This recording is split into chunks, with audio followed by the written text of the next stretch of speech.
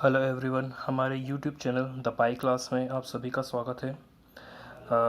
आज की क्लास में हम कक्षा 9 की कक्षा 9 की हम प्रश्नावली 1.1 सॉल्व करेंगे।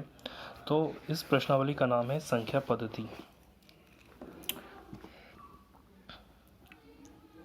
संख्या पद्धति। तो सबसे पहले हम संख्याओं के बारे में जान लेते हैं कि संख्याएं के क्या अलग अलग प्रकार की होती हैं। सबसे पहली संख्या होती है प्राकृत संख्या। प्राकृत संख्या किसे कहते हैं? जो 1 से स्टार्ट होती है, 1 2 3 4 5 एंड सो ऑन, ये आगे बढ़ती चली जाती है, तो इन्हें हम बोलते हैं प्राकृत संख्या। नेक्स्ट होती है पूर्ण संख्या। पूर्ण संख्या हम किसे बोलते हैं? जो 0 से स्टार्ट होती है, 0 1 2 3 4 5 एंड सो ऑन, जो आगे बढ़ती चली जाती है, इन्हें हम पूर्ण संख्या बोलते हैं। तीसरा होता है पूर्णांक। तो पूर्णांक दो तरीके के होते हैं, एक होता है धनात्मक पूर्णांक, एक होता है ऋणात्मक पूर्णांक। तो दो पूर्णांक होते हैं, एक धनात्मक और ऋणात्मक। धनात्मक जो प्लस वाली वैल्यूज होती है, धनात्मक होती है, उनको बोलते हैं जैसे 1 2 3 4 5 एंड सो ऑन। ऋणात्मक में नेगेटिव वाली वैल्यूज आ जाती है, -1 -2 -3 -4 -5 एंड सो ऑन। तो इन सभी को हम पूर्णांक कहते हैं, ये दोनों धनात्मक और ऋणात्मक। ठीक है। नेक्स्ट होता है परिमेय संख्या। तो परिमेय संख्या क्या होती है? ऐसी संख्या जिसे हम p बटे में q, p अपॉन q के फॉर्म में लिख सकते हैं, और q की वैल्यू 0 नहीं होना चाहिए। मतलब एग्जाम्पल हम लेते हैं, तो 3 बटे में 4, 5 बटे में 7, -3 बटे में 8। तो ये जितनी भी संख्या है, बटे वाली संख्या होती है, इनको हम परिमेय संख्या बोलते हैं। ऐसे ही होती है अपरिमेय संख्या।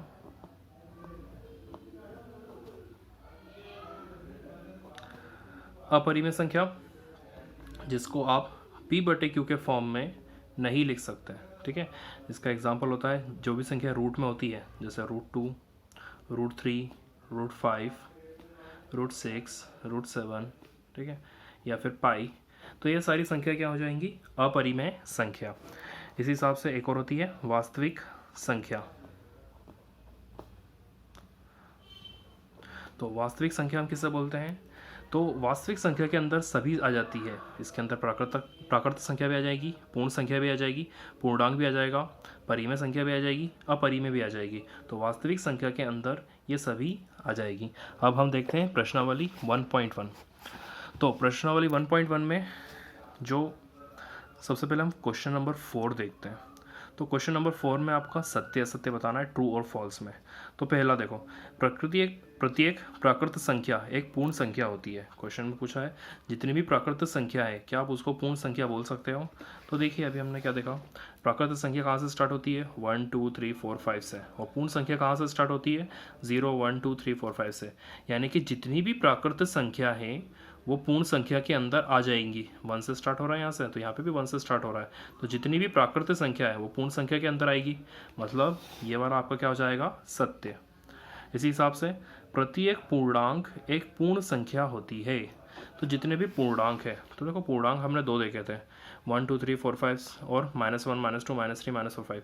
तो वो क्वेश्चन में बोल रहा है प्रत्येक पूर्णांक, प्रत्येक मतलब धनात्मक भी और ऋणात्मक भी, प्रत्येक पूर्णांक एक पूर्ण संख्या होती है। तो पूर्ण संख्या देखो जाहिर सी बात है 0 से स्टार्ट हो रही है, लेकिन पूर्णांक नेगेटिव भी हो सकता है, ऋणात्मक भी हो सकता है। तो ये कैसा हो जाएगा? क्वेश्चन असत्य हो जाएगा। इसी हिसाब से लास्ट, प्रत्येक परिमेय संख्या एक पूर्ण संख्या होती है। क्या जितनी भी परिमेय संख्या है, ठीक है, परिमेय संख्या एक पूर्ण संख्या होती है। तो देखो हमने पूर्ण संख्या देखा था कहाँ से स्टार्ट होती है? 0 1 2 3 4 5। और परिमेय संख्या आपकी नेगेटिव भी हो सकती है। तो ये वाला पार्ट भी आपका क्या हो जाएगा? असत्य हो जाएगा। तो हमने ट्रू और फॉल्स इसके देख लिए। अब इसके आ जाते हैं क्वेश्चन नंबर फर्स्ट पे। क्वेश्चन नंबर फर्स्ट क्या है? क्या 0 एक परिमेय संख्या है? क्या 0 एक परिमेय संख्या है? क्या इसे आप p अपॉन q के फॉर्म में लिख सकते हैं, जहाँ p और q कोई पूर्णांक है? तो हम देख लेते हैं, 0 जो है वो एक परिमेय संख्या होती है। ज़ीरो। ठीक है, ज़ीरो के नीचे अगर आप चाहो तो 1 लगा सकते हो। तो देखो इसको मैंने P अपॉन क्यू के फॉर्मेट में लिख लिया। तो अभी हमने देखा था कि जिसको भी अपन P बटे क्यू के फॉर्म में लिख सकते हैं, P अपॉन क्यू के फॉर्म में लिख सकते हैं, वो क्या हो जाएगा आपका एक परिमेय संख्या। तो ज़ीरो के अपॉन में आप 1 लगा सकते हो, यानी कि 0/1 ये क्या हो जाएगा आपका एक परिमेय संख्या। तो हमारा क्वेश्चन नंबर 1 क्या होगा कि हाँ, ज़ीरो एक परिमेय संख्या है और इसको अपना P अपॉन क्यू के फॉर्म में इसको लिख दिया है। अब बढ़ते हैं नेक्स्ट क्वेश्चन नंबर सेकेंड और क्वेश्चन नंबर थर्ड की। तो क्वेश्चन नंबर सेकेंड और क्वेश्चन नंबर थर्ड करने के लिए हम एक कंसेप्ट समझ लेते हैं। तो क्वेश्चन नंबर सेकेंड और थर्ड करने के लिए हम एक कंसेप्ट समझेंगे समतुल्य का। समतुल्य संख्या किसे कहते हैं? जैसे मैं एक ले रहा हूँ 3/4, 3/4। अब मुझे इसके समतुल्य संख्याएं बनानी पड़ेगी, मतलब ऐसी संख्याएं जो इसके बराबर हो। अगर मैं इसी में 2 का मल्टीप्लाई और 2 का डिवाइड करूँ, 2 का गुणा और 2 का भाग अगर इसमें मैं करता हूँ, तो मुझे देखो संख्याएं क्या मिलती है। 3 का 2 में मल्टीप्लाई, 3 का 2 में गुणा 6, 4 का 2 में गुणा 8। ठीक है, तो आपको मिल गया 6/8। अब अगर आप देखो इसको वापस से अगर आप काटना चाहोगे, तो अगर मैं इसको काटता हूँ, 2 से कट जाएगा ये, 2 तिया 6, 2 चौक 8। आपका वापस आपको आंसर क्या मिल गया? 3/4। तो आप कह सकते हो 3/4 का समतुल्य क्या होगा? 6/8। क्यों? क्योंकि ये दोनों संख्याएं आपस में कैसी हैं? बराबर है। हम और समतुल्य बना के देख लेते हैं 3/4 का। अगर मैंने 3 का गुणा और 3 का भाग करा, देखो 3 तिया 9, 3 का पड़ा पड़ा, 4 तिया 12, तो आपका एक और संख्या क्या बनी? 9/4, जो कि क्या होगी आपकी समतुल्य संख्या। अगर आप 9/12 को वापस से काटना चाहो तो देखो ये 3 से कटेंगे, 3 तिया 9 और 3 चौक 12, वापस आपका 3/4 निकला। ऐसे आप कितनी भी समतुल्य संख्याएं निकाल सकते हैं। आपने 2 का गुणा 2 का भाग करा तो एक निकल गई, 3 का गुणा 3 का भाग करा दूसरी निकल गई। इसी तरह से आप और भी समतुल्य संख्याएं निकाल सकते हो। अगले में आप 4 का गुणा 4 का भाग कर लेंगे, या 5 का गुणा 5 का भाग, या 6 का गुणा 6 का भाग करेंगे, तो इससे आप बहुत सारी समतुल्य संख्या आप बना सकते हो। इसे एक और बता देता हूँ। अगर मैं 5 का गुणा और 5 का भाग करता हूँ, तो 5 तिया 15 और 5 चौक 20, तो ये भी एक समतुल्य संख्या आएगी। मतलब 3/4 किसके बराबर होगा? 6/8 के। और ये किसके बराबर होगा? 9/12 के। ये किसके बराबर होगा? 15/12 के। तो ये सब संख्याएं समतुल्य कहलाती है। तो क्वेश्चन नंबर सेकंड में हम आते हैं। क्वेश्चन नंबर सेकंड में क्या है? 3 और 4 के बीच आपको 6 परिमेय संख्या ज्ञात करनी है। हमने संख्या रेखा देख रखी है। संख्या रेखा कैसी रहती है? एक नंबर रहता है, यहाँ पे 2 3 ले लिया, यहाँ पे मैंने 4 ले लिया। इसके बीच में कुछ संख्याएं आती है, इसके बीच में कुछ संख्याएं रहती है, आपको वो संख्याएं बतानी है। तो इसके बीच में आपको परिमेय संख्या निकालनी है। तो परिमेय संख्या निकालने का तरीका आपको समतुल्य बनाना है। ठीक है, 3 और 4 इन दोनों के बीच में आपको परिमेय संख्या निकालनी है। तो आप पहले कंसेप्ट समझ लीजिए इसका। अगर मैं इसमें 3 का मल्टीप्लाई और 3 का डिवाइड कर रहा हूँ, 3 का गुणा और 3 का भाग कर रहा हूँ, दोनों में 3 और 4 के बीच में आपको परिमेय संख्या निकालनी है। तो 3 और 4 दोनों में 3 का गुणा 3 का भाग कर रहा हूँ, तो देखो परिमेय संख्या कितनी बन जाएगी? 3 तिया 9, 3 एकम 3, ऐसे नीचे 4 तिया 12 और 3 एकम 3। तो देखो इन दोनों के बीच में कितनी परिमेय संख्या आपको मिल गई? 9/3 और 12/3। ठीक है, 9/3 और 12/3, इन दोनों के बीच में कितनी परिमेय संख्या बन गई?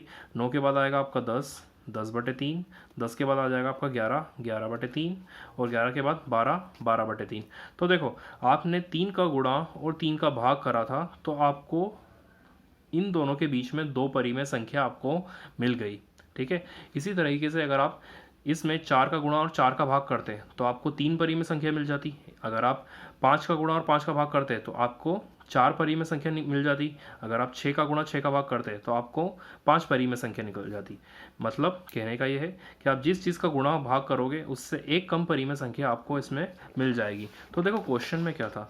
क्वेश्चन में है 3 और 4 के बीच में 6 परिमेय संख्या आपको निकालनी है। मतलब मैं गुणा भाग किसका कर दूँ? 7 का। ठीक है, तो 3 और 4 इन दोनों के बीच में आपको टोटल क्वेश्चन में 6 परिमेय संख्या निकालनी थी। तो 3 के नीचे आप कुछ नहीं, मतलब 1 लगा सकते हो। तो इसमें मैं 7 का गुणा और 7 का भाग कर रहा हूँ। ठीक है, 7 का गुणा और 7 का भाग क्यों करा? क्योंकि आपको 6 परिमेय संख्या निकालनी है। ठीक। तो मैं 7 का गुणा और 7 का भाग कर रहा हूँ, तो 7 दिया 21, 7 एकम 7, इसी हिसाब से नीचे 7 एकम 7 और 7 चौक 28, मैंने गुणा भाग कर दिया। अब देखो इनके बीच में 6 परिमेय संख्या कौन कौन सी आ गई, 21/7 और 28/7। इन दोनों के बीच में देखो परिमेय संख्या कितनी आ गई, 22/7, 23/7, 24/7, 25/7, 26/7 और 27/7। तो देखो 6 परिमेय संख्या इसके बीच में निकल गई, 1 2 3 4 5 6। आप चाहो तो इसको काट के लिख सकते हो 3, 22/7, 23/7, 24/7, 25/7, 26/7, 27/7। इसको काट के आप लिख सकते हो 4, ठीक है। तो 3 और 4 के बीच में देख लीजिए 1 2 3 4 5 6 परिमेय संख्या निकल गई। तो इस हिसाब से आप परिमेय संख्या निकाल सकते हो। क्वेश्चन थर्ड भी सेम इसी तरीके से होगा। आपको जो परिमेय संख्या निकालनी है अब की बार 3/5 और 4/5 दोनों के बीच में 5 परिमेय संख्या निकालनी है। तो 3/5 और 4/5 दोनों के बीच में 5 परिमेय संख्या निकालनी है। तो मैं गुणा भाग कर देता हूँ किसका, 6 का गुणा और 6 का भाग कर रहा हूँ मैं दोनों ही जगह में 6 का गुणा और 6 का भाग कर देता हूँ। तो 6 तिया 18, 6 पंजे 30, 6 चौक 24, 6 पंजे 30। अब देखो इनके बीच में परिमेय संख्या कितनी निकल गई, 18/30 और 24/30। 18 के बाद 19/30, 19 के बाद 20/30, 20 के बाद 21/30, 21 के बाद 22/30 और फाइनली 23/30, ठीक है। तो देख लीजिए 1 2 3 4 5। इस तरीके से आप किसी भी संख्याओं के बीच में आप परिमेय संख्या को ज्ञात कर सकते हैं। तो अगर आपको हमारी क्लास अच्छी लगी तो आप हमारे चैनल को लाइक करें, सब्सक्राइब करें और इस वीडियो को शेयर करें।